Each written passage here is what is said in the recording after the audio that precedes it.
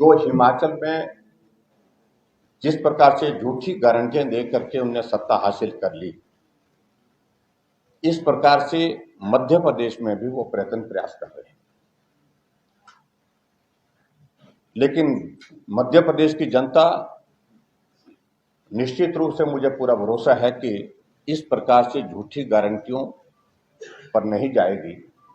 और निश्चित रूप से जिस प्रकार से उनने प्रयत्न किया, अभी भी मैं देख रहा हूं कि और यहाँ 11 उनने अपने वचन दिए हैं उसमें, जिसमें यहाँ पर भी कहा कि 1500 रुपये महिलाओं को। मैं उस बारे में ज्यादा नहीं कहना चाह रहा हूं, लेकिन जब हिमाचल प्रदेश में आपने अभी तक 1 साल के कार्यकाल होने के बावजूद भी अभी तक लागू नहीं किया, अभी तक दिया नहीं, और उनके मुख्यमंत्री यही कहते हैं कि हमारे पास अभी वक्त है, आने वाले समय में हम सोचेंगे, तो आने वाले समय में सोचने का विषय नहीं। लेकिन आपने कहा था कैबिनेट की पहली बैठक में, और इसी तरह से बिजली की बात कही, यहाँ पर किसानों का बिल माफ करने की बात की। क्या इससे पहले जो पिछली बार जब जहां पर 2018 में जब चुनाव हुआ था, उस वक्त जो वादे किए थे कांग्रेस पार्टी ने, और 15 महीने तक यहाँ पर मध्य प्रदेश में सरकार में सत्ता में रहने का उनको अवसर प्राप्त हुआ, लेकिन उसके बावजूद भी क्या उन्हें वादे पूरे किए? क्या उन्हें जो कमिटमेंट्स की थी, जो किसानों का ऋण माफ करने की बात कही थी, क्या वो ऋण माफ किए? क्या जो बच्चों के लिए जो मेधावी छात्र हैं उनको लैपटॉप देने की बात कही थी, वो लैपटॉप उन्होंने दिए? क्या उन्होंने जो कमिटमेंट्स उस वक्त की थी तो उन बातों को पूरा किया?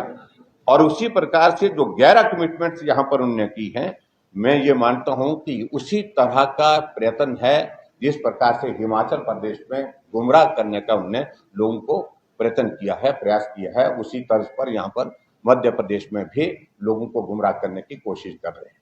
मेरा मध्य प्रदेश की जनता से विशेष तौर से आप सबके माध्यम से इस बात के लिए जरूर निवेदन है कि मध्य प्रदेश बहुत तेजी से आगे बढ़ा है, और 2003 के बाद लगातार, चाहे वो एग्रीकल्चर सेक्टर है, चाहे वो हमारा इन्वेस्टमेंट का सेक्टर है, इंडस्ट्रियल सेक्टर है, चाहे हमारा यहाँ पर इंफ्रास्ट्रक्चर की अगर हम बात कहें, बहुत तेजी से विकास हुआ है।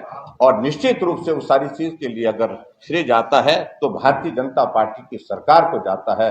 और मध्य प्रदेश आगे बढ़े, डबल इंजन की सरकार जिसका हम जिक्र करते हैं, उस तरह से केंद्र में आदरणीय नरेंद्र भाई मोदी जी के नेतृत्व में जो सरकार चल रही है, उनसे सहयोग लेकर के, समर्थन लेकर के मध्य प्रदेश आगे बढ़े, ये हम सबकी इच्छा है।